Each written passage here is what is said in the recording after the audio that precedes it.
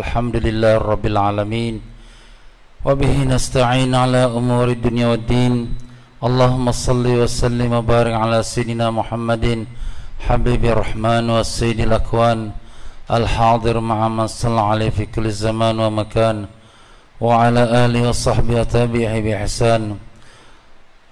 يا رسول الله السلام عليك يا حبيب الله، السلام عليك يا رسول الله، السلام عليك يا مصطفى، السلام عليك يا مرتضى، السلام عليك ورحمة الله وبركاته. رب اشرح لي صدري ويسر لي أمري واحلل عقدة من لساني يفقهوا قولي. سبحانك لا علم لنا إلا ما علمتنا إنك أنت العليم الحكيم ولا حول ولا قوة إلا بالله العلي العظيم.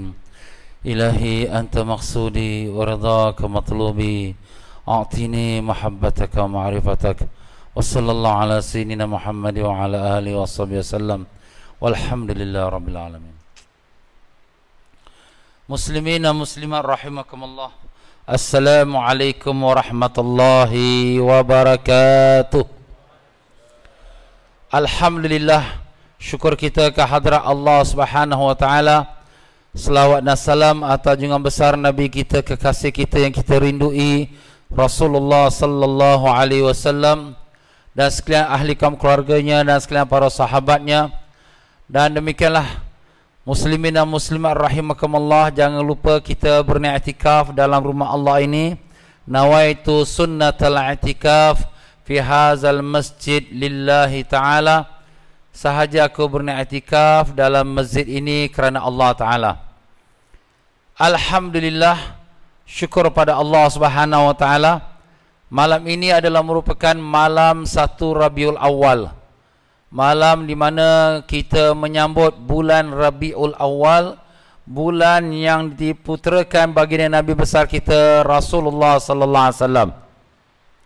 Ya tuan-tuan dan puan-puan rahimakumullah, kebiasaan kita memanggil bulan Maulud, bulan yang diadakan majlis-majlis Maulid kerana untuk memperingati junjungan Rasulullah sallallahu alaihi wasallam. Kenapakah kita umat Islam di akhir zaman ini, bahkan daripada permulaan awal-awal kurun yang ketiga, mulanya diadakan majlis Maulid ini, majlis yang mengingati akan Rasulullah sallallahu alaihi wasallam? Kerana baginda itu memang sewajarnya untuk kita ingat akannya. Kenapa? Kerana baginda lah pesuruh Allah dan Rasul pesuruh Allah yang teramat mulia dan teramat agung.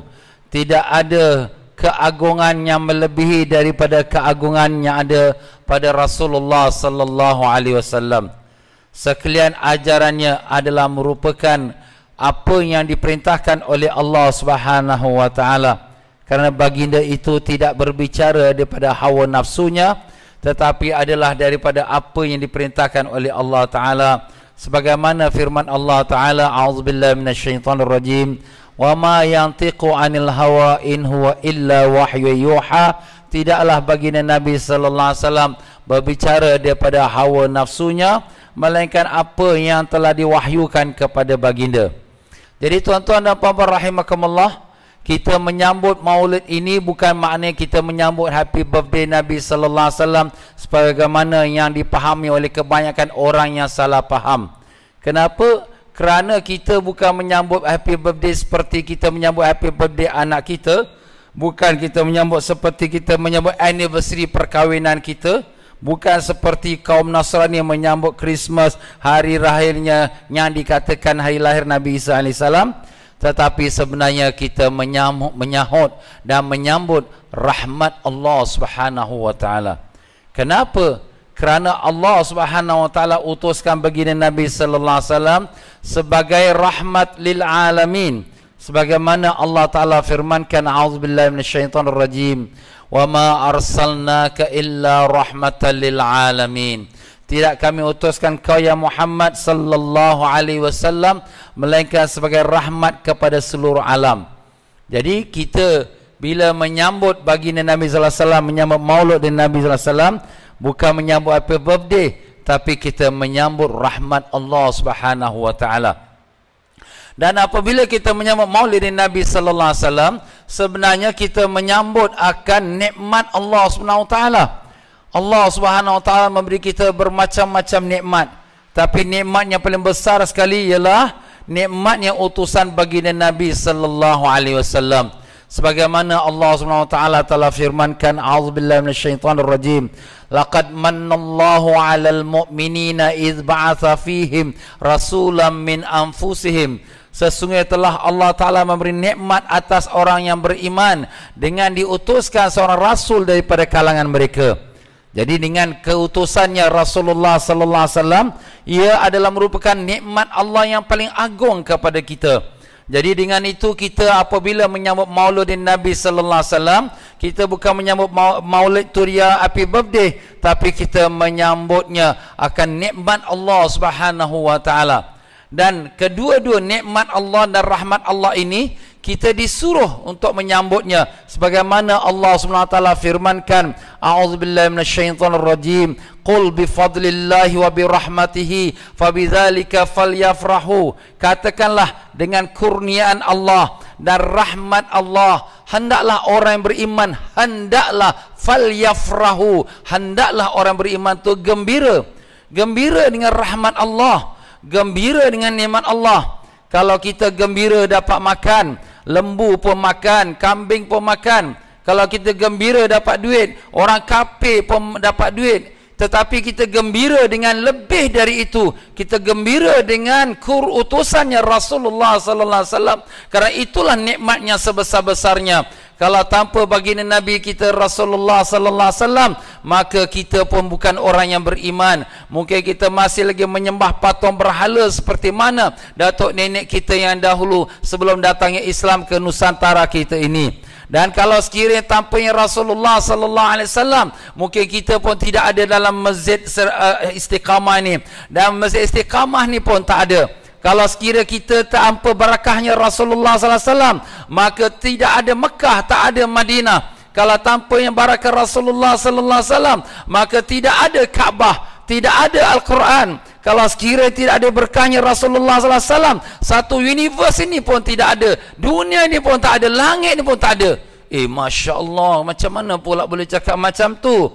Ya tuan-tuan dan puan-puan, kan sudah disebut tadi ayat Quran, Allah Ta'ala firmankan, a'udzubillahi minasyaitonir rajim, wa ma arsalnaka illa rahmatan lil alamin. Tidak kami utuskan kau ya Muhammad sallallahu alaihi wasallam illa rahmatan lil alamin, melainkan sebagai satu rahmat kepada alam seluruhnya. Apa makna alamin? Alamin segala-galanya selain daripada Allah, itulah alamin. Maupun dia manusia, maupun dia jin, maupun dia malaikat, maupun langit, maupun bulan, maupun bintang, apa saja segala-galanya selain daripada Allah, itulah alamin, alam seluruhnya. Begitulah yang selalu kita baca dalam sembahyang kita dan suratul Fatihah, alhamdulillahi rabbil alamin. Segala puji bagi Allah Rabbul alamin, Tuhan sekalian alam. Jadi Tuhan sekalian alam tu siapa? Segala-galanya selain daripada Allah, itulah namanya alam. Maupun jin, manusia, makhluk, malaikat, haiwan, langit, bulan, bintang, pasir, gunung, ikan, apa saja, semuanya itu adalah alamin, dan Allah dialah Tuhan segala-galanya. Begitulah dia Rasulullah sallallahu alaihi wasallam. Allah menggunakan perkataan alamin yang digunakan Allah untuk dirinya, zatnya mulia. Allah pergunakan perkataan alamin itu untuk Rasulullah sallallahu alaihi wasallam, rahmatan lil alamin, rahmat bagi sekalian alam. Bukan alam itu hanya negara Singapura, bukan hanya negara Mekah, bukan hanya orang Arab, bukan hanya manusia, bukan hanya orang beriman, tapi seluruh alam mendapat rahmat daripada Rasulullah sallallahu alaihi wasallam. Dan rahmat Allah ini kalau tidak ada, dan saya tidak ada alam ini sama sekali. Bagaimana pula kita kata demikian? Ini sudah dijelaskan oleh Allah Subhanahu wa taala, sebagaimana yang Nabi Allah Adam alaihi salatu wasalam, apabila baginda Adam alaihi salam diterima taubat Allah dengan berkatnya syafaat Nabi sallallahu alaihi wasallam, semua kita mengetahui hikmah Allah Subhanahu wa taala, Nabi Allah Adam alaihi salam telah memakan buah larangan di dalam syurga, dan dengan hikmah Allah diturunkan Nabi Adam alaihi salam ke dunia, dan Nabi Adam alaihi salam mengakui akan kesalahan itu dan bertaubat kepada Allah taala. Selama 200 tahun Nabi Allah Adam alaihi salam sujud, malu dia nak angkat kepala kerana dia telah buat perkara yang dilarang oleh Allah Subhanahu wa taala, memohon taubat daripada Allah taala, sehingga Allah ilhamkan kepadanya dengan berdoa, dengan mohon, ya Allah, dengan barakahnya Nabi Sayyidina Muhammad sallallahu alaihi wasallam, terimalah taubatku. Maka Allah taala bertanya, hai Adam, dari mana kau tahu nama Nabi Sayyidina Muhammad sallallahu alaihi wasallam? Maka menjawab Nabi Adam, ya Allah, saat pertama kau meniup roh dalam jasadku, aku melihat di tiang-tiang arash semua yang tertulis la ilaha illallah Muhammadur Rasulullah sallallahu alaihi wasallam, dan aku yakin tidak ada nama yang diletak sebelah namamu ya Allah, melainkan adalah dia manusia yang sangat tercinta di sisimu. Maka Allah Ta'ala pun menjawab, benar wahai Adam, laulahu ma khalaqtuka, kalau tidak kerana kalau tidak kerana Nabi Sayyidina Muhammad sallallahu alaihi wasallam, aku tidak jadikan kau wahai Adam. Laulahu ma khalaqtu khalqa, kalau tidak kerana Nabi Sayyidina Muhammad sallallahu alaihi wasallam, aku tidak jadikan makhluk segala-galanya. Kerana kasih sayang yang Allah pada Nabi Sayyidina Muhammad sallallahu alaihi wasallam, Allah jadikan alam, jadikan langit, jadikan bulan, jadikan bintang, jadikan bumi, dan seterusnya, menjadikan kita manusia, jin, malaikat dan segala-galanya.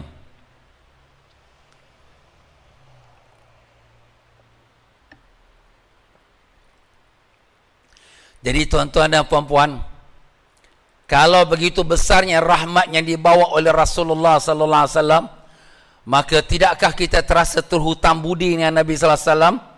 Orang buat baik dengan kita, tak rasa terima kasih kepada dia? Orang buat baik bukan sikit, daripada awal sampai akhir keluarga kita yang susah dibantunya, diberikan duit, diberikan kita segala apa kita kendaki, tak ada terima kasih kepada dia? Subhanallah. Orang yang tak tahu terima kasih, orang itu tak adalah mengenal pada Allah. Man lam yashkurin nas lam yashkurillah. Siapa yang tak tahu nak terima kasih pada manusia, sungguh dia tidak tahu berterima kasih pada Allah. Maknanya dia buta mata hatinya, tak mengenal kepada Allah yang memberikan nikmat melalui kekasih Allah Subhanahu wa taala. Jadi tuan-tuan dan puan-puan, terima kasih pada Nabi ke tidak? Tak dengar? Ya, kita terima kasih pada Rasulullah sallallahu alaihi wasallam. Kita terima kasih kepada kekasih Allah dan kita sayang kepadanya. Orang dah buat baik pada kita, takkan kita tak sayang?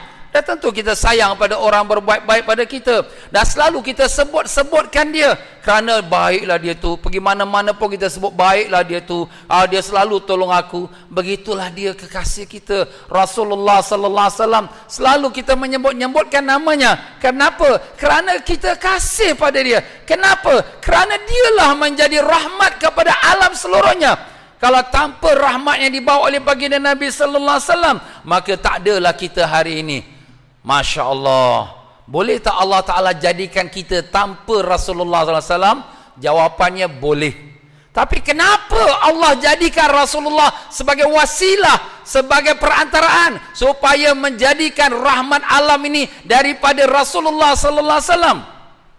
Kerana Allah nak lahirkan, nak zahirkan, nak tunjukkan kepada kita bagaimana mulianya Rasulullah sallallahu alaihi wasallam.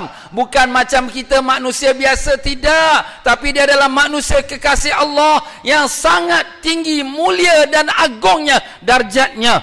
Itulah dia tuan-tuan dan puan-puan. Allah Taala telah berfirman, wa kana fadlullahi 'alaika 'azima, dan adalah kurnian Allah ke atas engkau ya Muhammad sallallahu alaihi wasallam azima, sangat besar, sangat besar.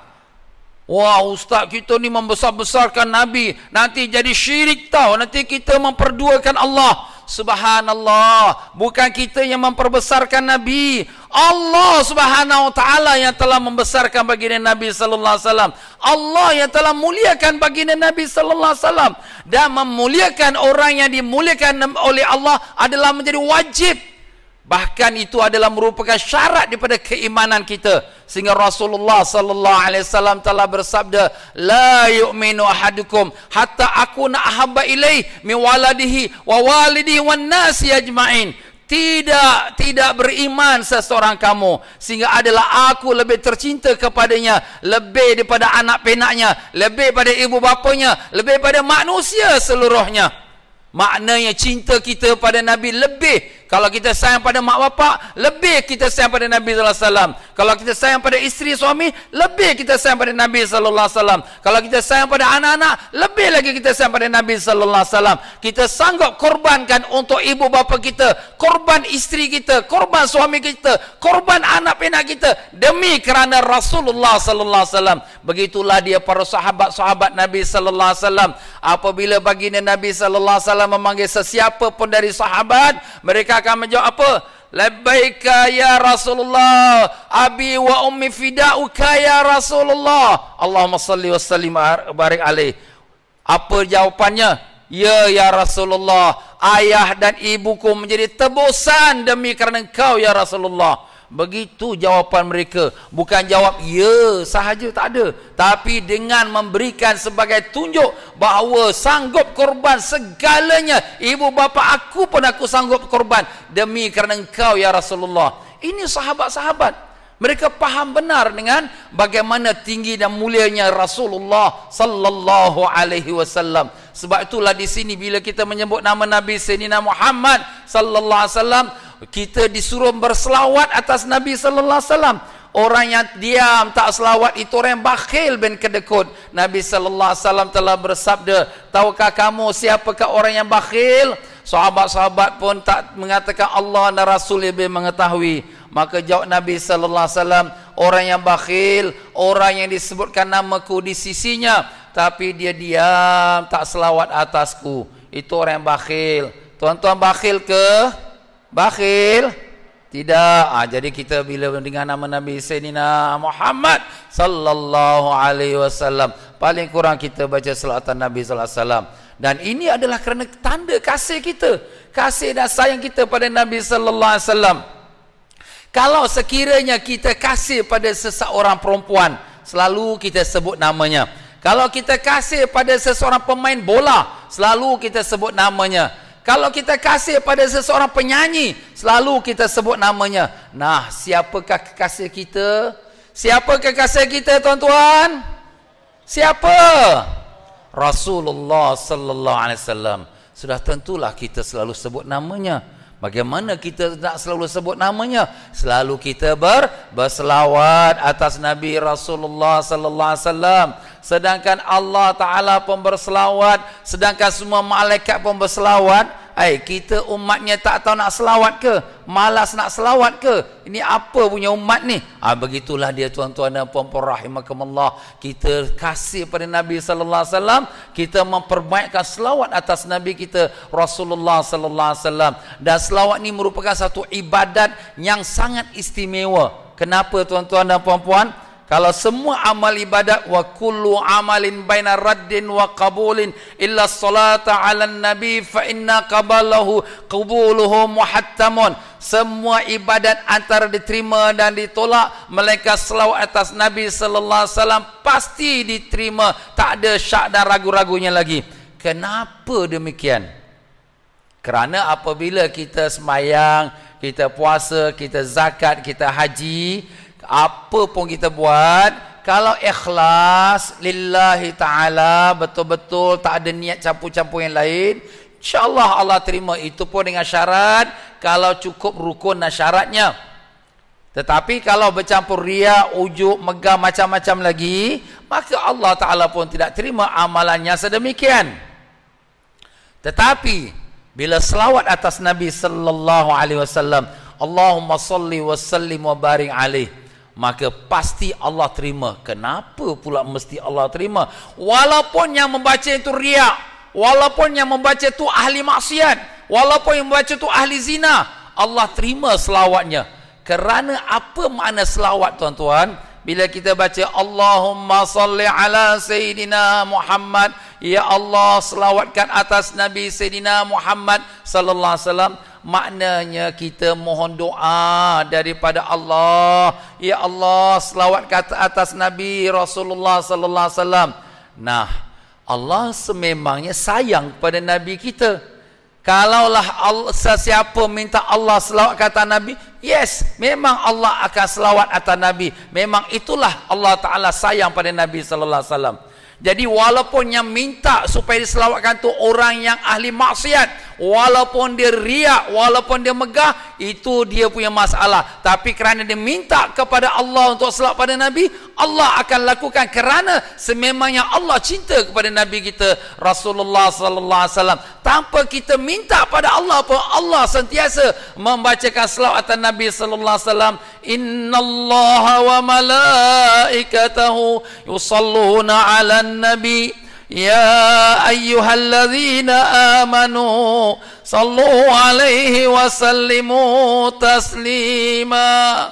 Allahumma salli wa sallim wa barik 'alaihi wa 'ala alihi.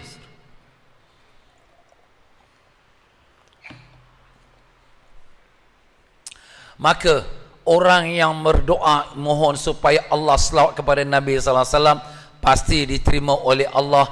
Maka dengan itu tuan-tuan, perbanyakkanlah selawat atas Nabi sallallahu alaihi wasallam kerana pasti dia diterima oleh Allah Taala.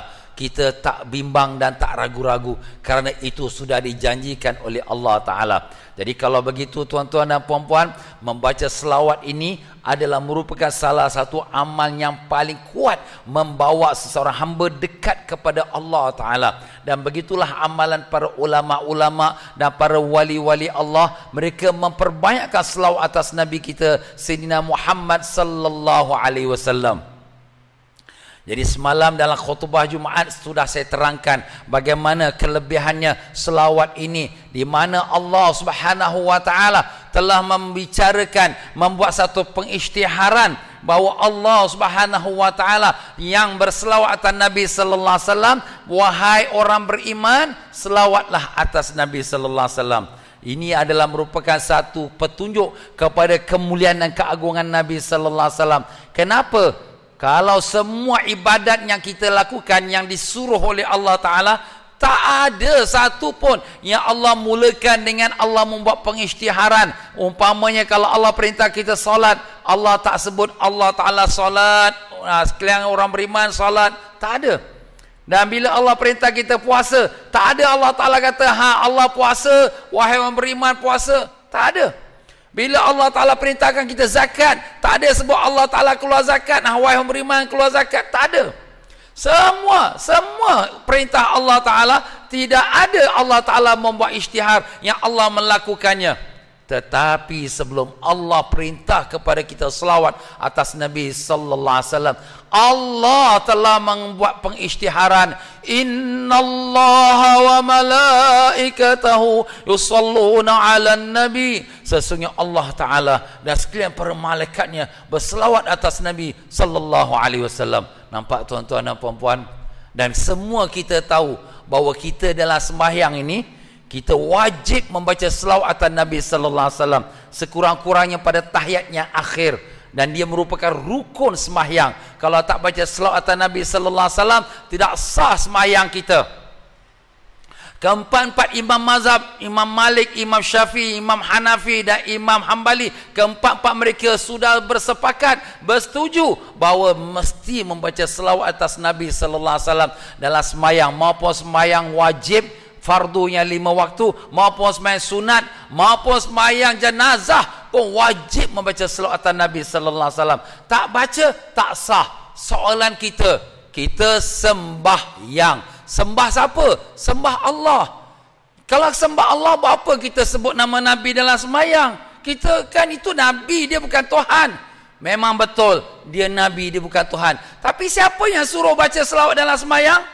Allah. Allah tak sebut dalam sembahyang. Allah semua perintah kita sebut selawat. Tapi semua keempat-empat imam yang sudah masyhur akan kealiman mereka, yang muktabar diterima oleh dunia Islam, bahawa wajib baca selawat dalam sembahyang. Nah, tuan-tuan, ini bukan kata main-main, menunjukkan bagaimana mulia agungnya Rasulullah sallallahu alaihi wasallam, sehingga dalam sembahyang kamu sembah kepada Allah, Allah tak terima sembah kamu melainkan kamu baca selawat atas nabinya Sayyidina Muhammad sallallahu alaihi wasallam. Tak nampak lagi ke mulianya nabi kita? Tak nampak lagi? Buta lagi keagungan nabi kita? Nak sebut macam mana lagi? Bila Allah SWT menurunkan ayat dalam surah Alam Nashrah, wa rafa'na laka dzikrak, telah kami Allah angkatkan sebutanmu, maka turun malaikat Jibril alaihissalam, ya Rasulullah, tahukah engkau bagaimana Allah mengangkatkan sebutan namamu? Rasulullah sallallahu alaihi wasallam menjawab, wallahu a'lam, Allah Ta'ala yang lebih mengetahui. Maka malaikat Jibril pun mengatakan, ya Rasulullah, Allah Ta'ala telah meletakkan syarat tidak disebut nama Allah melainkan diletakkan nama engkau di sampingnya. Sebab tu bila kita mengucap mesti dua-dua kalimah, asyhadu an la ilaha illallah wa asyhadu anna Muhammadar Rasulullah. Kalau seseorang kafir nak masuk Islam, dia mengucap asyhadu an la ilaha illallah sahaja, tak sah iman dia, belum lagi Islam, sehingga dia mengucap wa asyhadu anna Muhammadar Rasulullah sallallahu alaihi wasallam. Dan setiap kali bila kita dalam sembahyang, bila kita mengucap asyhadu an la ilaha illallah, mesti wajib kita menyambungkan wa asyhadu anna Muhammadar Rasulullah. Kalau tidak sah sembahyang kita. Dan setiap kali orang melongkan azan, bila dia mengucap asyhadu an la ilaha illallah, maka dia akan diikuti dengan wa asyhadu anna Muhammadar Rasulullah. Subhanallah, tuan-tuan dan puan-puan, di mana saja sebut nama Allah, nama Nabi Sayyidina Muhammad sallallahu alaihi wasallam diletak di sampingnya. Subhanallah, Allah Ta'ala telah angkat nama bagi dia Nabi sallallahu alaihi wasallam. Dan bukan 1 minit, bukan 2 minit, bukan 1 jam, setiap detik, setiap nafas orang menyebutkan nama Allah dan menyebutkan nama Nabi Sayyidina Muhammad sallallahu alaihi wasallam. Kalau sekarang kita semayang, kita baca asyhadu an la ilaha illallah wa asyhadu anna Muhammadar Rasulullah, sebentar lagi ada orang lain pula semayang, dia pun mengucap asyhadu an la ilaha illallah wa asyhadu anna Muhammadar Rasulullah. Kalau kita di Singapura, kita semayang Isyak sekarang ini, maka orang di Amerika pula sembahyang subuh sekarang ini. Begitulah seterusnya. Kalau kita azan subuh pula, maka di Amerika, di Eropah pula sembahyang Isya. Semuanya melaungkan azan asyhadu an la ilaha illallah wa asyhadu anna Muhammadar Rasulullah. Allahumma salli wa sallim wa barik alaih. Subhanallah, dah jelas bagaimana Allah Ta'ala telah mengangkatkan darjat Nabi sallallahu alaihi wasallam. Ustaz, kita kalau lebih-lebih puji Nabi nanti kita boleh jadi syirik. Apa makna syirik, tuan-tuan? Kita nak faham betul-betul perkataan syirik. Segi bahasa Arab, syirik tu berkongsi. Kongsi, maknanya Allah Ta'ala ada lagi Tuhan nombor 2, berkongsi ketuhanan. Itu syirik. Macam mana orang-orang kafir menyembah banyak Tuhan, macam mana orang-orang Nasrani menyembah 3 Tuhan, 3 in 1. Begitulah syirik mereka kepada Allah Ta'ala, mempersekutukan Allah Ta'ala. Sekarang kita tanya semua orang Islam yang ada kat laut, yang ada dekat hutan, yang ada kat gunung, yang tak belajar agama, yang tak semayang, jangan cakap semayang, yang tak semayang, yang bodoh, yang goblok. Tanya dia, engkau orang Islam? Ya, aku orang Islam. Engkau sembah Allah ke sembah Nabi Muhammad SAW? Tak ada siapa. Tak ada siapa yang mengata aku sembah Nabi Sayyidina Muhammad SAW. Tak ada.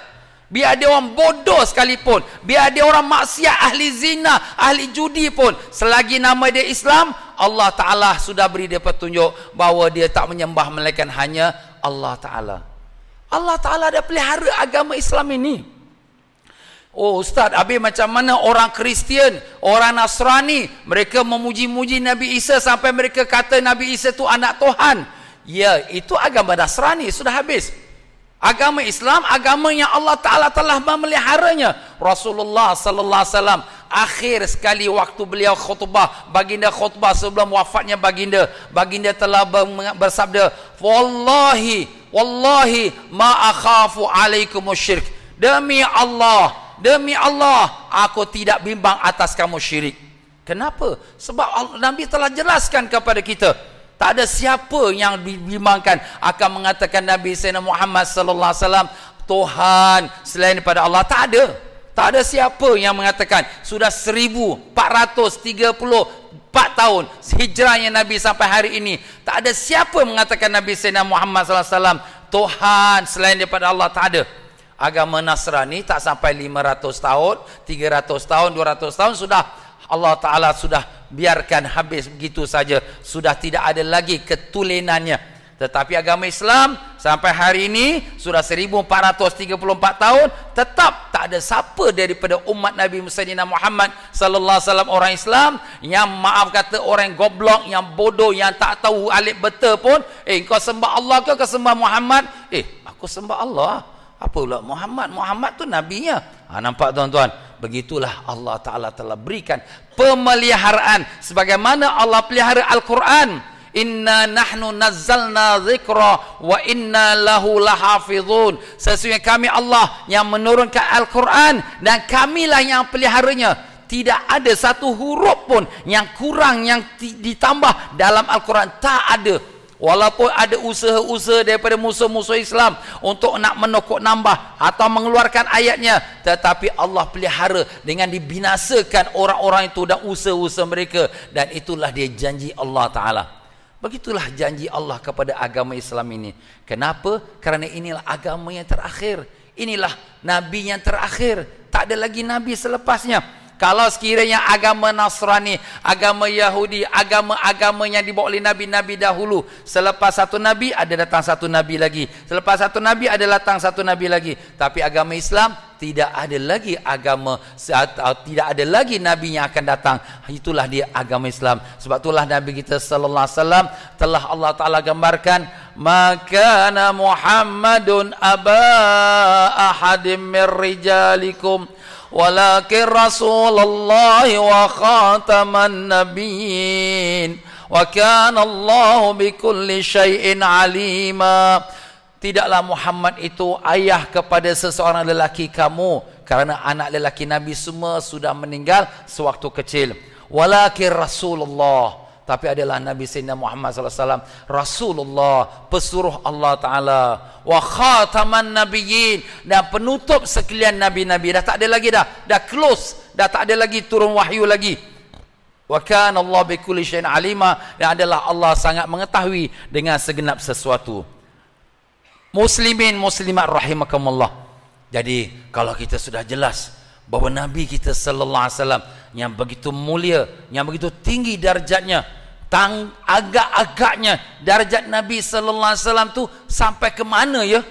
Jawapannya kita manusia tak dapat nak gambarkan sampai ke mana darjat Nabi sallallahu alaihi wasallam. Pujilah kamu sebanyak mana pujian kamu pada Nabi sallallahu alaihi wasallam. Pujilah sampai ke langit pun.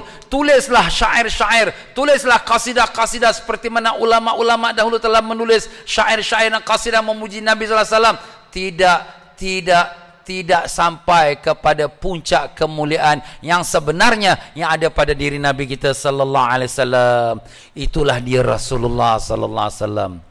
Itulah dia tuan-tuan dan puan-puan rahimakumullah. Kalau kita nak mengetahuinya, siapa dia Rasulullah SAW, manusia yang begitu sekali agung dan hebat. Dan kita bila mengadakan maulid Nabi sallallahu alaihi wasallam, maulud, orang kata maulud ni nanti ada mulut. Ada mulut tu mana ada makan. Jawapan kita, apa salahnya? Kalau diberi makan, itu kan sunnah Nabi sallallahu alaihi wasallam. Nabi sallallahu alaihi wasallam seorang yang suka beri makan kepada orang. Bahkan Nabi sallallahu alaihi wasallam bila sampai ke kota Madinah Munawwarah, saat yang pertama baginda sampai di Madinah, perintah yang pertama Nabi sallallahu alaihi wasallam keluarkan, perintah yang pertama apa dia? Ya ayuhan nas, wahai manusia, afsyus salam, hebarkan salam, beri salam pada orang ramai. Lagi apa lagi? Wa at'imut ta'am, dan berilah makan, beri makan. Nabi suruh kita beri makan. Wasallu wan nasu niyam tadkhulul jannata darasalam. Dan semayanglah sedang manusia tidur, iaitu sembahyang tahajud. Nasai kamu masuk Darussalam, syurga Darussalam.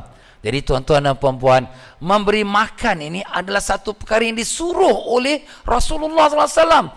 Nabi Ibrahim AS, kalau dia nak makan, dia pastikan mesti ada tetamu yang makan sama dia. Kalau tak ada tetamu yang makan sama dia, Nabi Ibrahim tak makan. Habis macam mana dia tak makan?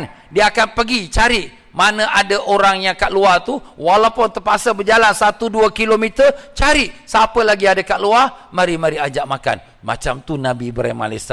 Satu masa dia pun ajak makan satu orang, dan dia pun tanya, engkau Islam ke kafir? Maka orang tu kata, aku kafir. Nabi Ibrahim kata, engkau nak makan, kau kena masuk Islam dulu. Maka kata orang kafir tu, kalau macam tu tak masuk Islam, tak makan pun tak apa lah. Tak mau makan, tak mau masuk Islam. Dia pun keluar. Nabi Ibrahim pun didatangi oleh malaikat Jibril. Jibril pun mengatakan, ya Ibrahim, Allah Ta'ala menegur pada engkau bahawa Allah Ta'ala memberi makan seluruh dunia, tak kira Islam ke kafir, tak pernah Allah tahan makanan dia. Allah beri mereka makan. Engkau baru sekali nak beri makan, kau tanya Islam ke kafir? Nabi Ibrahim pun dah malu. Dia pun pergi panggil balik orang kafir itu. Mari, tak apa. Tak Islam tak apa, memang makan sama. Begitulah dia, tuan-tuan dan puan-puan. Begitulah memberi makan ni adalah merupakan satu sifat yang mulia. Sehingga Nabi suruh kita beri makan. Kenapa, tuan-tuan? Sebab bila kita beri makan, orang pun gembira, terima kasih. Dan kelebihan kita beri makan pula, bahawa Rasulullah SAW telah bersabda dalam hadis yang maknanya, bahawa sesiapa yang beri makan seorang Muslim sampai dia kenyang, maka Allah Ta'ala jauhkan dia daripada api neraka. Antara dia dengan neraka 70 sungai. 70 sungai. Setiap satu sungai ialah jaraknya 500 tahun. 500 tahun, subhanallah.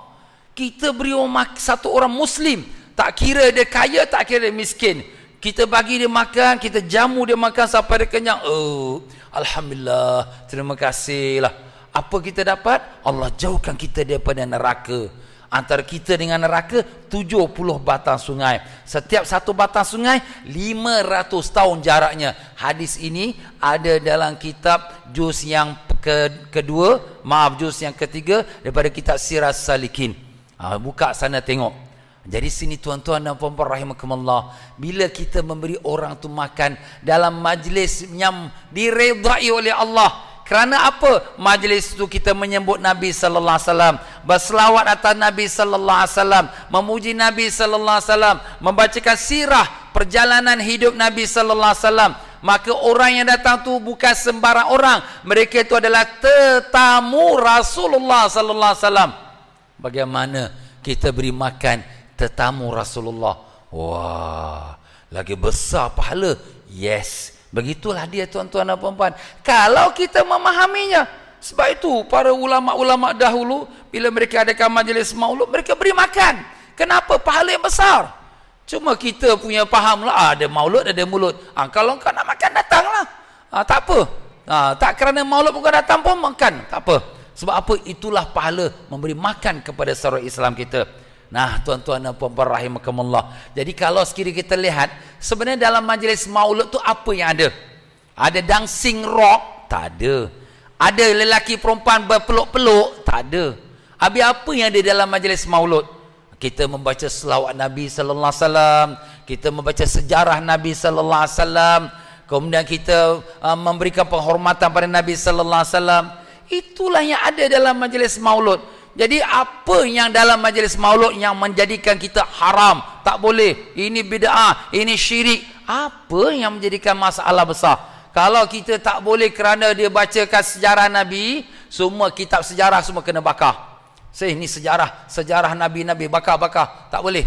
Kenapa pula kita nak bakar? Allah Ta'ala sendiri telah perintahkan, faqsusil qasasa la'allahum yatafakkarun. Ceritakan kepada orang ramai cerita-cerita yang ada dalam Al-Quran, supaya mereka berfikir. Dan siapakah yang lebih mulia daripada Nabi sallallahu alaihi wasallam? Tak ada siapa pun yang lebih mulia daripada Nabi sallallahu alaihi wasallam. Dan di dalam majlis maulud kita mengagungkan Nabi SAW, kita memuliakan Nabi SAW. Dan ini bukan sunat, ini adalah wajib. Kenapa? Allah Ta'ala firmankan, wa may yu'azzim sya'airallah fa innaha min taqwal qulub.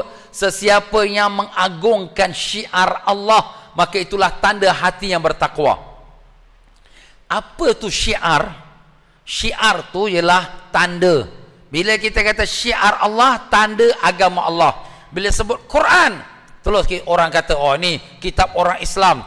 Bila sebut Kaabah, oh ini kiblat orang Islam. Bila sebut masjid, oh ini tempat orang Islam sembahyang ni. Bila sebut Nabi Sayyidina Muhammad sallallahu alaihi wasallam, oh ini orang Islam punya nabi. Jadi itu syiar. Sekali sebut, semua dah tahu dah, ini dia Islam, ini dia Islam. Ini tuan-tuan. Sekarang tanya diri kita, daripada Kaabah, Al-Quran, masjid, apa lagi lah dengan Nabi Sayyidina Muhammad sallallahu alaihi wasallam, semua ni syiar-syiar si Islam ni, siapa yang paling mulia sekali? Siapa dia tuan-tuan? Siapa? Tak dengar? Rasulullah sallallahu alaihi wasallam. Kenapa? Kalau Rasulullah sallallahu alaihi wasallam tak ada wahyu Al-Quran, Rasulullah sallallahu alaihi wasallam tak ada masjid Istiqamah kita ni. Kalau Rasulullah sallallahu alaihi wasallam tak ada Kaabah. Kalau Rasulullah sallallahu alaihi wasallam tak ada alam semesta ini. Kerana Allah jadikan alam semesta kerana Rasulullah sallallahu alaihi wasallam. Begitu Allah Taala telah muliakan bagi Nabi sallallahu alaihi wasallam. Jadi Rasulullah syiarnya paling besar sekali, dan mengagungkan Nabi bukan sunat, menjadi syarat takwa kepada Allah. Wa may yu'azzim sya'airallah fa innaha min taqwal qulub. Sesiapa yang mengagungkan syiar agama Allah, dan yang terutama sekali Rasulullah sallallahu alaihi wasallam daripada segala syiar-syiarnya lain, fa innaha min taqwal qulub, itulah tanda hati yang bertakwa. Bertakwa ini sunat ke wajib tuan-tuan? Wajib. Tiap-tiap hari Jumaat kita dengar, baru semalam imam khutbah, ittaqullah, bertakwalah kamu pada Allah. Bila suruh bertakwa pada Allah, kita pun nak takwalah pada Allah. Tapi Nabi kita sallallahu alaihi wasallam, Muhammad tu orang biasa je, dia tu manusia macam kita juga. Inilah dia tuan-tuan, kesilapfahaman kita. Muhammadun bashar wa laysa ka bashar. Muhammad itu manusia, tapi bukan seperti manusia biasa. Gambarkan tuan-tuan, memang semua nama manusia. Sekarang tuan-tuan dan perempuan keluar, nanti tuan-tuan pijak batu granit, batu yang ada kat tepi jalan tu. Batu itu tuan-tuan dan perempuan, orang ludahkan dia, orang pijak dia, maaf kata orang kencingkan dia, tak ada siapa peduli pun, orang tak marah pun. Tapi kalau batu itu dibuatkan rumah tuan-tuan, orang maaf kata orang kencingkan tembok rumah, kurang ajar, siapa kotorkan rumah aku ni? Kalau batu itu pula dibuatkan masjid, maka satu kampung semua mengamuk, siapa yang kotorkan masjid ini? Kalau batu itu dibuat kepada tembok Kaabah, satu dunia Islam akan berontak, siapa yang mengotorkan Kaabah? Maka tuan-tuan dan puan-puan, kalau itu batu, tak sama tuan-tuan, batu tepi jalan, batu di rumah, batu di masjid, batu di Kaabah, tak sama, walaupun namanya batu. Ini kan pula Rasulullah sallallahu alaihi wasallam. Tuan-tuan dan puan-puan pergi ke kedai belian, beli batu belian, batu tapi mahal ustaz, 3,000 tau nak buatkan cincin nikah ni. Nampak? Batu, ambillah batu kat tepi jalan. Batu tepi jalan siapa yang nak? Maaf tuan-tuan ya, 1 sen pun orang tak beli. Tapi ini 3,000. Kan namanya batu, sama lah. Tak sama, nama saja batu, tapi tak sama. Itu batu granit, ini batu belian. Ini sebagai contoh untuk kita faham, Sayyidina Muhammad Rasulullah SAW memang dia manusia, tapi bukan seperti manusia macam kita. Dia manusia yang telah Allah angkatkan darjatnya. Ada juga orang kata Muhammad ni, dia ini budak Mekah. Jadi bila Allah Ta'ala nak pilih Nabi, Allah tengok mana budak Mekah yang baik-baik, Allah pun pilihlah, Muhammad tu yang baik, dipilihlah dia jadi Nabi.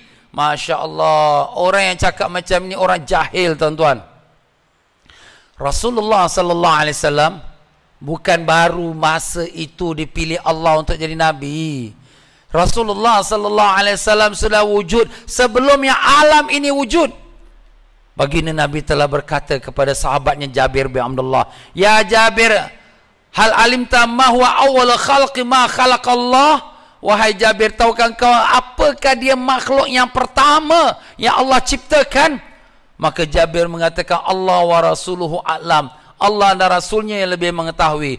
Maka menjawab Nabi sallallahu alaihi wasallam, awwalu ma khalaqallah nuru nabiyika ya Jabir. Pertama sekali yang Allah Ta'ala jadikan ialah nur cahaya Nabi kau, wahai Jabir. Itulah Nabi kita Rasulullah SAW. Sebelum ada alam semuanya ini, Allah Ta'ala telah jadikan cahaya nur Nabi kita Rasulullah SAW. Walaupun lambat zahirnya daripada manusia tubuh badan, tapi baginda Nabi sudah ada dalam ilmu Allah Subhanahu Wa Ta'ala, di dalam rohaniannya dan di dalam nurnya. Allah Ta'ala sudah ciptakan baginda Nabi Sallallahu Alaihi Wasallam. Kemudian barulah dijadikannya lain kerana kasihnya Allah pada Nabi kita Rasulullah Sallallahu Alaihi Wasallam.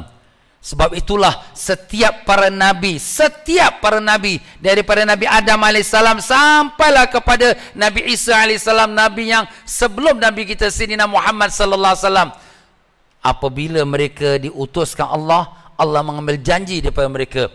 Apa janji Allah? A'udzubillahi minasyaitonirrajim. Wa idz akhadhallahu mitsaqan nabiyyin.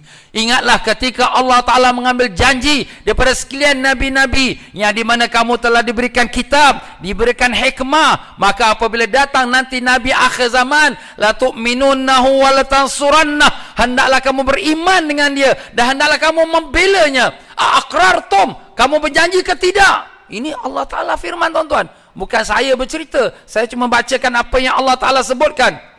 Apakah kamu janji? Maka semua nabi-nabi telah mengetahui bahawa nabi yang paling mulia sekali, yang paling tinggi sekali, ialah nabi akhir sekali, khataman nabiin, penutup, dan itulah dia Sayyidina Muhammad sallallahu alaihi wasallam. Dan sebab itulah semua nabi-nabi ingin melihat pada nabi kita Rasulullah sallallahu alaihi wasallam.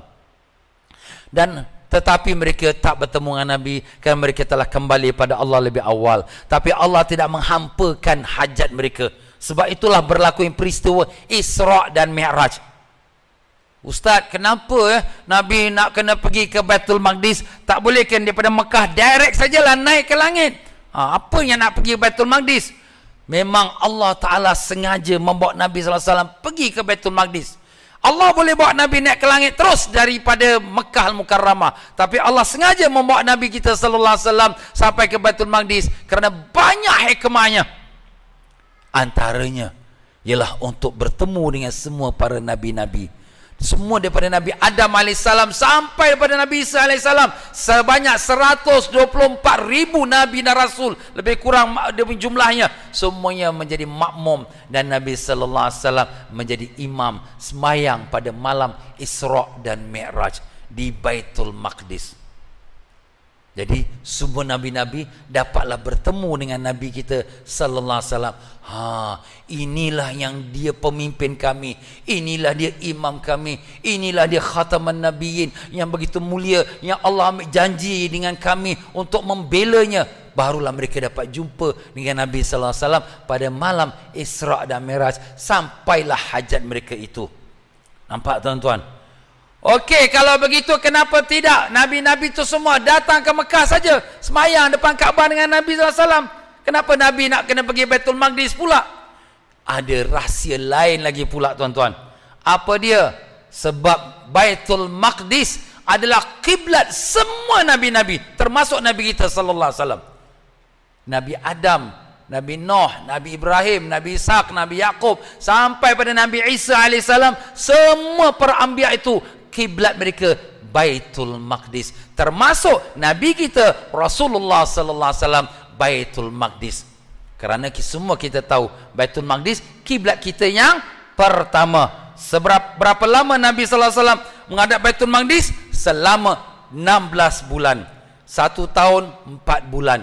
Selama 16 bulan umat Islam menghadap Baitul Maqdis.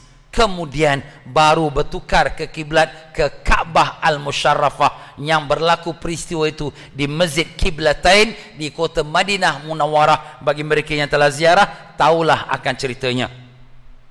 Jadi nampak tuan-tuan, Kenapa Ustaz Baitul Maqdis? Why so special Baitul Maqdis? Why so special? Kalau nak tahu, kena pergi Baitul Maqdis. Tak boleh buka cerita semua. Kalau buka cerita semua sini, habis cerita kita bab lain pula nanti. Itu dia cerita bab Baitul Maqdis pula. Jadi begitulah dia tuan-tuan dan puan-puan rahimakumullah. Jadi apabila kita lihat daripada satu ayat ke satu ayat, daripada satu petunjuk ke satu petunjuk, Masya Allah, hebatnya Nabi sallallahu alaihi wasallam. Sungguh tinggi darjat Nabi kita sallallahu alaihi wasallam. Sebab tu bila orang bertanya pada Nabi sallallahu alaihi wasallam, "Ya Rasulullah, bilakah kau menjadi seorang nabi?" Jawab Nabi apa? "Kuntu nabiyan wa Adam bainat turabi wal ruh." Aku telah menjadi nabi sementara Adam masih lagi antara tanah dengan roh, belum lagi bercantum. Makna belum lagi menjadi manusia, belum lagi ditiupkan roh dalam tubuh badan Adam, aku sudah jadi nabi. Sebab itu di sini tuan-tuan dan puan-puan rahimakumullah, ulama-ulama dalam menafsirkan tentang kebesaran Nabi kita SAW, sebenarnya Nabi kita adalah Nabi untuk semua umat. Semua umat. Tetapi dia adalah Rasul untuk umat ini yang mulia, umat Sayyidina Muhammad sallallahu alaihi wasallam. Sebab itu apabila di padang mahsyar, apabila semua umat manusia di bawah kepanasan matahari, semuanya dalam keadaan yang merayu-rayu supaya dicepatkan perhitungan hisab, dah tak tahan dah ni. Mereka jumpa pada Nabi Adam AS, "Ya Adam, berikanlah kami syafaatmu." Maka Nabi Adam menjawab, "Nafsi, nafsi, aku pun tak tahu bagaimana hak perihal diriku." Sebab dia pun mengenang akan kesilapan memakan buah larangan.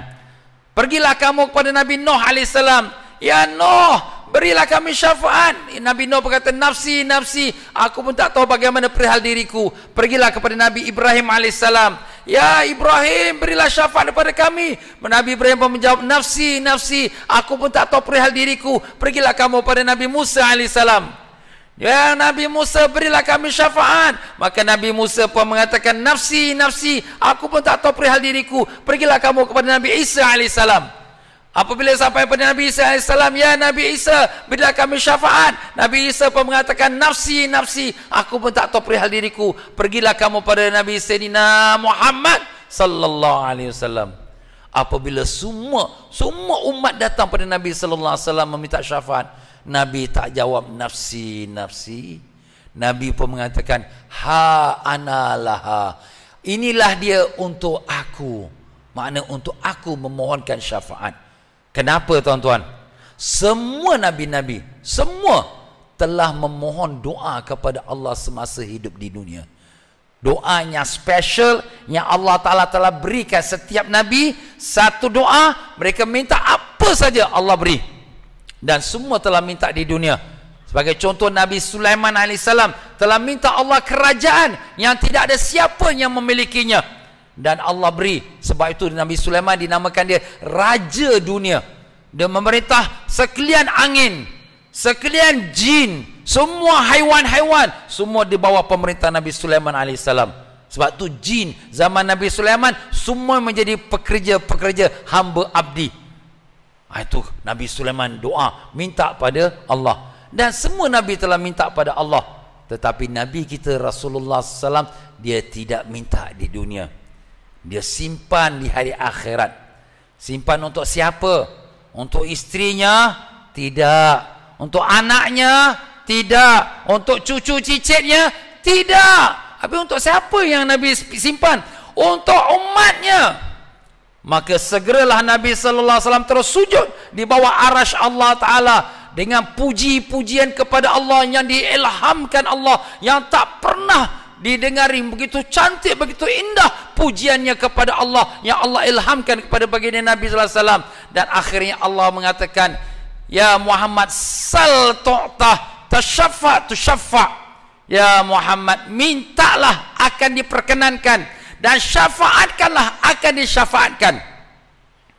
Nabi sallallahu alaihi wasallam pun berdoa, "Ya Allah, umatku, ya Allah, ya Allah, segerakanlah perhitungan mereka, lepaskanlah mereka daripada kesengsaraan padang mahsyar ini, barulah dimulakan perhitungan." Soalannya, Nabi doa untuk umatnya, umat yang kita ini ke, atau umat seluruh manusia? Jawapannya umat seluruh manusia. Daripada zaman Adam alaihissalam sampai pada hari kiamat, semua tu adalah umat Nabi Sayyidina Muhammad sallallahu alaihi wasallam. Kerana Nabi adalah yang paling mulia, Sayyidul Mursalin, pemimpin sekalian para nabi dan rasul. Jadi kalau pemimpin, chief number one, jadi semua nabi-nabi rasul bawahnya. Jadi semua umat nabi-nabi dan rasul adalah umat Nabi kita Sayyidina Muhammad sallallahu alaihi wasallam. Jadi apabila Nabi memohonkan doa untuk umat, bukan hanya untuk umatnya, tapi seluruh umat manusia, umat nabi-nabi dahulu. Dan ini disebutkan di dalam kitab yang menerangkan mukjizat Nabi Sayyidina Muhammad sallallahu alaihi wasallam yang ditulis oleh Syekh Ismail An-Nabhani. Jadi tuan-tuan dan puan-puan rahimakumullah, mulianya, hebatnya Nabi kita sallallahu alaihi wasallam. Sebab itulah Nabi kita tidak seperti orang biasa. Kalau kita berbicara dengan Nabi sallallahu alaihi wasallam, tak boleh angkat suara. Ya ayyuhallazina amanu la tarfa'u aswatakum fawqa sautin nabi. Wahai orang yang beriman, jangan kamu angkat suara kamu lebih tinggi daripada suara Nabi. Tak boleh. Kenapa? Itu kurang adab. Itu kurang ajar namanya. Akhir ayat itu Allah mengatakan wa antahbata a'malukum wa antum la tashurun. Nanti amalan kamu semua batal, tak diterima Allah, sedang kamu tak perasan, kamu tak sangka. Seorang sahabat memang suara dia tinggi. Dia kalau cakap tinggi suara dia, memang volume dia tinggi. Jadi lepas turun ayat ni dia tak datang masjid. Nabi pun tengok dia tak nampak. Mana sahabat ni lama tak nampak. Kawan-kawan yang kata, ya Rasulullah, sahabat ini dia takut kerana nanti dia bercakap, kalau suara dia bercakap tu suara dia tinggi daripada suara engkau. Maka Nabi kata, tidak, dia bukanlah orang daripada orang yang derhaka. Jadi Nabi beri jaminan pada dia. Sebab dia takut, dia kalau cakap suara dia memang suara volume dia tinggi. Jadi dia takut nak datang masjid, takut nanti dia bercakap Nabi, suara dia tinggi, batal amalan. Masalah batal amalan, tuan-tuan, cari dalam Quran. Apakah amalan yang membatalkan amalan? Jawapan kita, syirik kepada Allah. Lain asyrakta la yahbatanna amaluk. Kalau kamu syirik pada Allah, akan batallah amalan kamu. Semua tak diterima. Sembahyang, haji, puasa, semua tak diterima. Dalam ayat tadi Allah sebut, dalam ayat kedua surah Al-Hujurat, kita angkat suara, sudah batal amalan kita. Sampai begitu sekali Allah meletakkan tinggi darjat Nabi. Suara, bukan kita cakap apa-apa ustaz, cuma suara tinggi sikit pun tak boleh ke?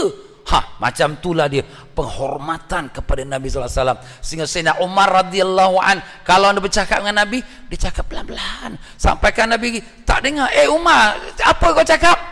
Macam tu Sayyidina Umar takut nak cakap suara tinggi, takut nanti batal amalan dia. Begitu sahabat-sahabat hormat pada Nabi sallallahu alaihi wasallam. Dan Allah Taala melarang kita.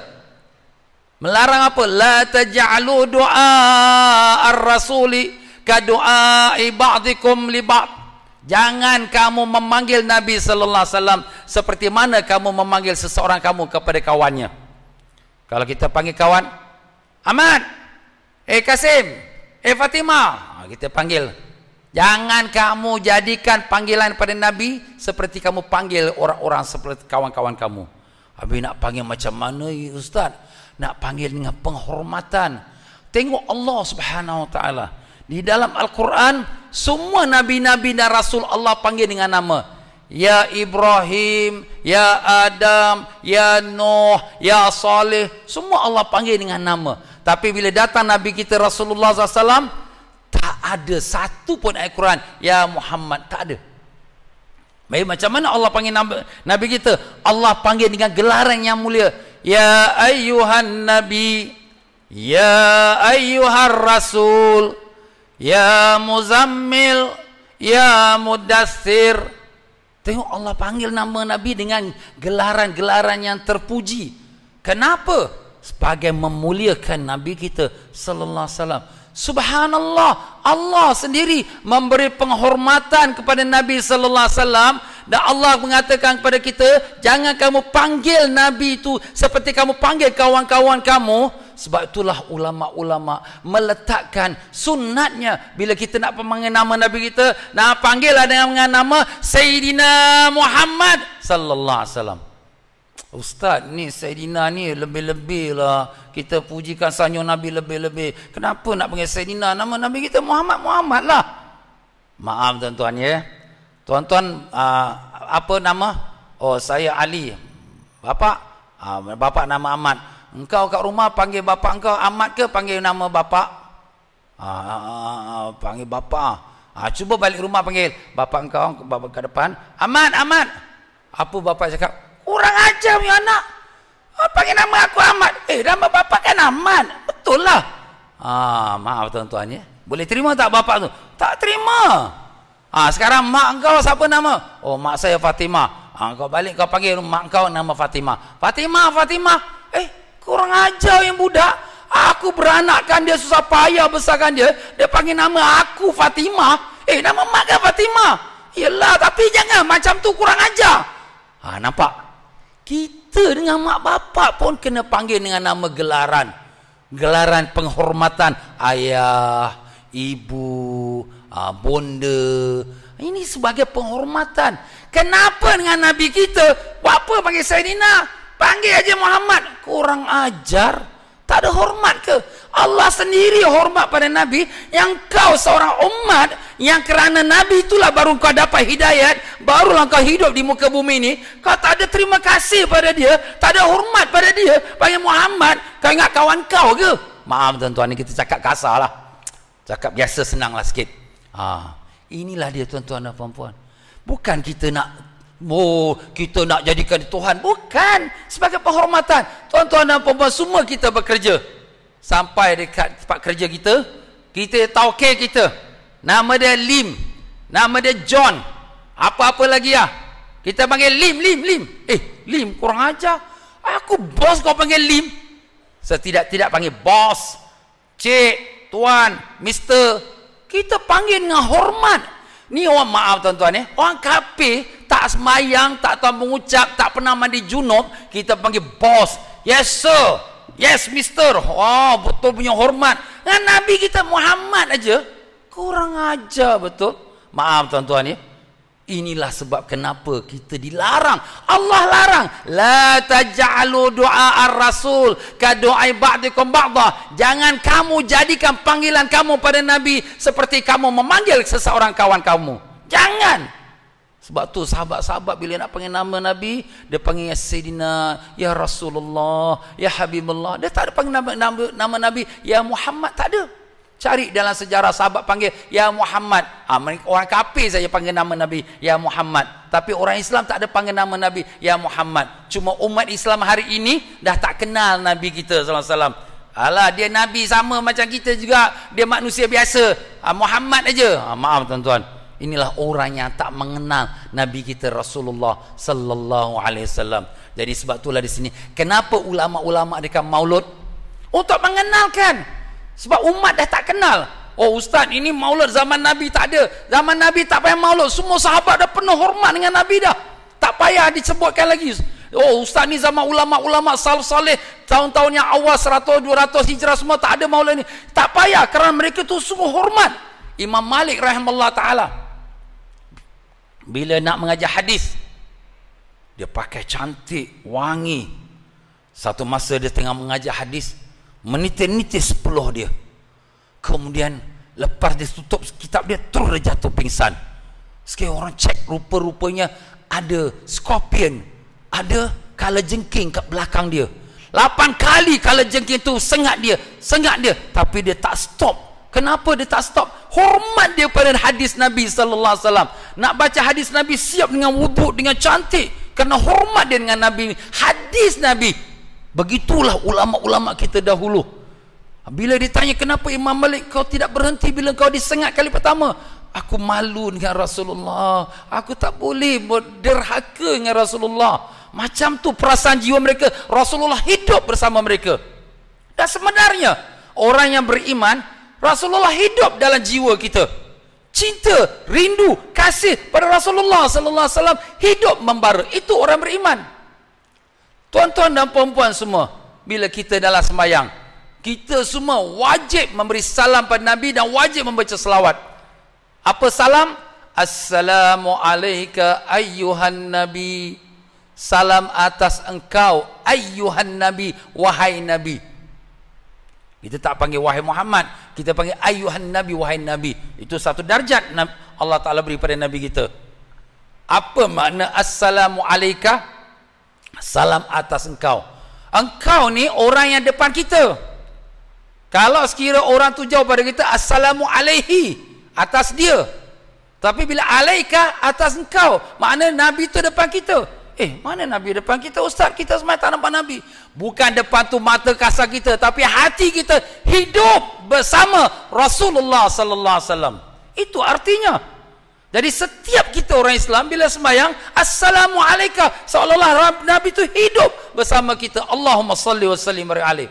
Suatu para sahabat-sahabat bila dengar nama Nabi sallallahu alaihi wasallam terus menitis air mata, kerindu kasih kepada Nabi sallallahu alaihi wasallam. Nampak tuan-tuan? Inilah hakikat sebenarnya kasih, sayang, cinta kita kepada Rasulullah sallallahu alaihi wasallam. Sayyidina Bilal radhiyallahu an, apabila setelah wafatnya baginda Nabi sallallahu alaihi wasallam, Sayyidina Bilal radhiyallahu an pergilah berjuang mengembangkan Islam sampai di negeri Syria. Sampai di sana dia pun bermustautinlah tinggal di Damaskus. Satu malam dia bermimpi Rasulullah sallallahu alaihi wasallam pun datang dalam mimpinya dan berkata, "Ya Bilal, tidakkah kau rindu kepadaku?" Sayyidina Bilal radhiyallahu an bila tersedar daripada tidurnya terus menangis dah tak tahan dah. Terus segera diambil kuda yang laju, yang pantas, menyeberang padang pasir ribuan kilometer, tak ada persiapan, tak ada apa. Terus dengan panas terik, dengan keadaan sejuk semua, semberang sampai kota Madinah Munawwarah. Sampailah Masjid Nabawi, sampai depan makam Nabi SAW. Terus Sayyidina Bilal pun menangis, kerana rindu dan kasih kepada Nabi SAW. Setelah itu datanglah Sayyidina Abu Bakar radhiyallahu anhu. "Ya Bilal, azankanlah untuk kami seperti mana yang kau pernah azankan untuk Rasulullah sallallahu alaihi wasallam." Maka Sayyidina Bilal pun kata, "Tidak ya Abu Bakar, tidak. Aku telah berjanji, aku tidak azankan untuk sesiapa pun setelah Rasulullah sallallahu alaihi wasallam." Sedatang pula Sayyidina Umar, "Ya Bilal, azankanlah untuk kami seperti mana yang kau pernah azankan untuk Rasulullah sallallahu alaihi wasallam." Maka menjawab Sayyidina Bilal, "Tidak wahai Umar, seperti mana aku sudah menjawab pada Sayyidina Abu Bakar, aku tidak azankan untuk sesiapa pun setelah daripada Rasulullah sallallahu alaihi wasallam, kerana setiap kali lepas aku azan akan aku pergi ke rumah Nabi sallallahu alaihi wasallam dan aku akan ketuk pintunya dan aku akan katakan, 'As-salah ya Rasulullah, as-salah.' Dan kalau sekira sekarang aku azan, tak adakan lagi aku dapat pergi ke mengetuk pintu Nabi, ya Umar." Tetapi datang pula Sayyidina Hasan dan Husain, cucu Nabi sallallahu alaihi wasallam yang sangat dikasihi Nabi. Kedua mereka pun berkata, "Ya Bilal, azankanlah untuk kami seperti mana yang kau pernah azankan untuk datuk kami, ya Bilal." Sayyidina Bilal pun menjawab, "Kalau aku boleh menolak permintaan Abu Bakar dan Umar, tapi aku tak boleh nak menolak permintaan kau berdua, wahai Hasan dan Husain. Kerana aku bimbang nanti di hari akhirat Nabi akan menolak aku pula." Sebab Hasan Husain Nabi sayang, cucu Nabi. Maka Sayyidina Bilal pun terus naiklah di atas menara masjid, melaungkan azan seperti mana yang pernah dilaungkan azan untuk Nabi sallallahu alaihi wasallam. Allahu Akbar, Allahu Akbar, Allahu Akbar, Allahu Akbar. Gempa bumi Madinah. Semua orang sudah keluar pada rumahnya. Semua sudah tertanya-tanya, Abu Isa Muhammadun, Abu Isa Muhammadun. Apakah Muhammad sudah dibangkitkan? Sudah kembali lagi? Semua sudah keluar daripada rumah mereka. Semua wanita-wanita keluar daripada rumah mereka. Bila Bilal pun mengatakan, "Asyhadu an la ilaha illallah, asyhadu an la ilaha illallah." Maka semua wanita-wanita, lelaki-lelaki yang besar yang kecil semua menangis.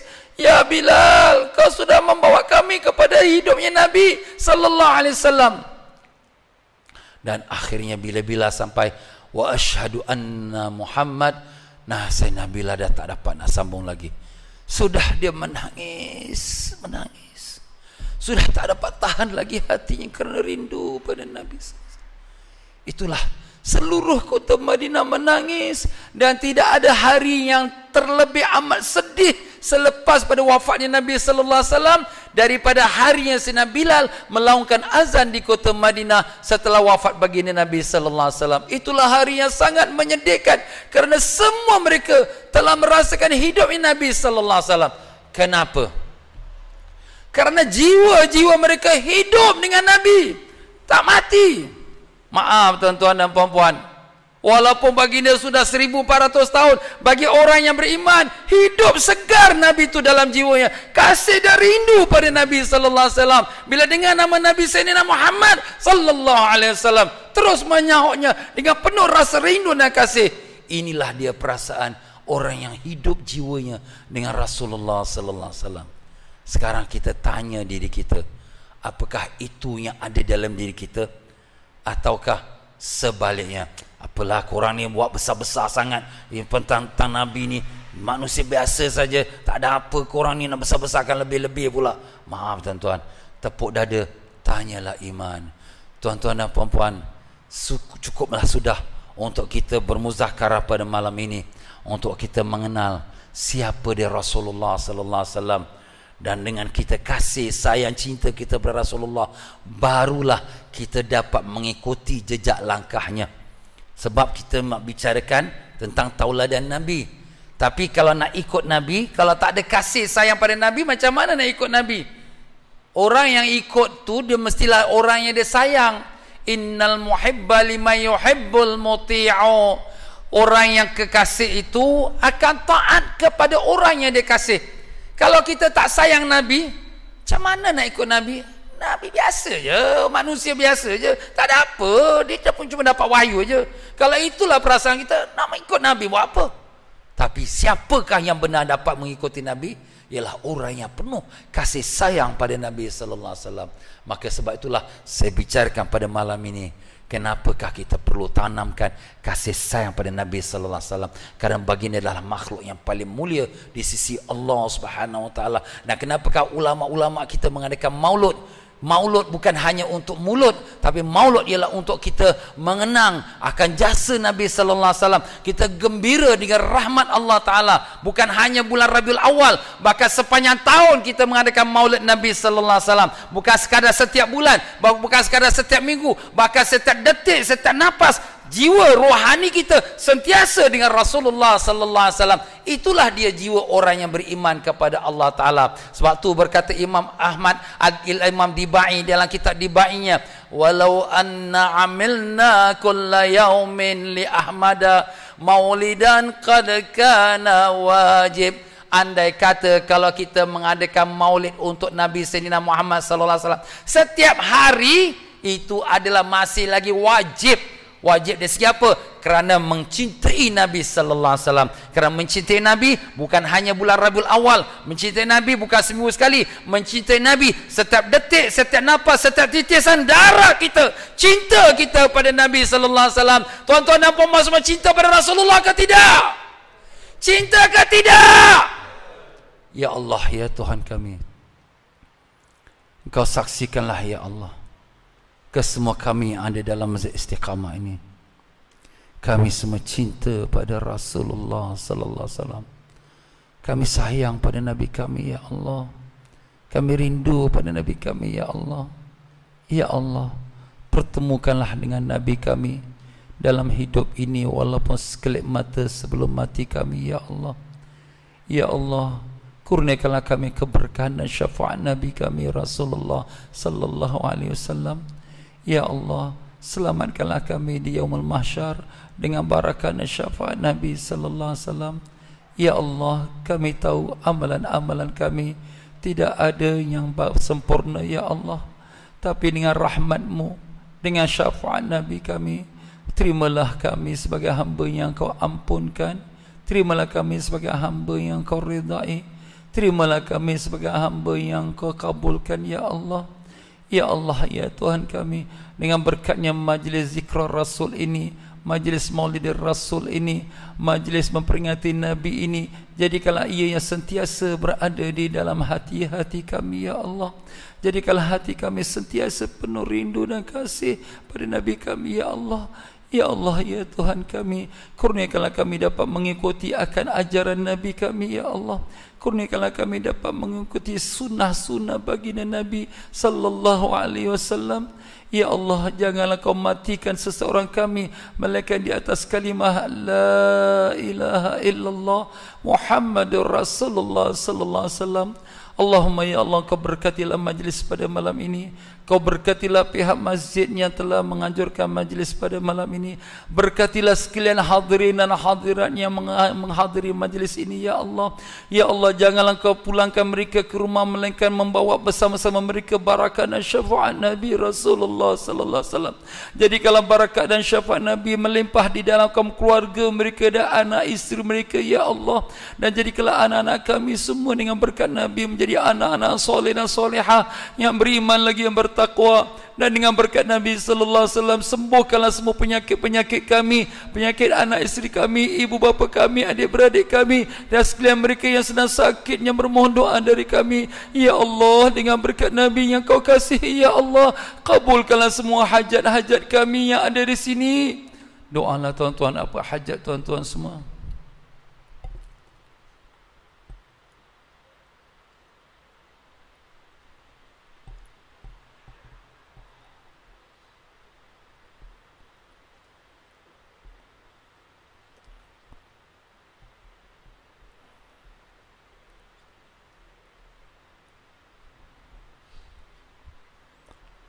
Rabbana atina fid dunya hasanah wa fil akhirati hasanah wa qina adzaban nar. Wa sallallahu ala sayyidina Muhammad wa ala alihi wa sahbihi wa sallam bi fadli subhana rabbika rabbil izzati amma yasifun. Wassalamun alal mursalin walhamdulillahi rabbil alamin. Taqabbalallahu minkum minna wa minkum taqabbal ya karim. Sekian tuan-tuan dan puan-puan, saya minta maaf banyak daripada ujung rambut sampai ujung kaki dalam penyampaian saya yang tersilap kata, terkasar bahasa, yang tersinggung perasaan, yang mana benar semua itu daripada Allah, yang salah silap pada kelemahan saya, kebodohan saya, kebebalan saya, kebingungan saya. Tuan-tuan dan puan-puan, maafkan ke tidak? Maafkan ke tidak? Terima kasih banyak-banyak. Dengan itu saya akhir, wabillahi taufiq wal hidayah. Wassalamualaikum warahmatullahi wabarakatuh.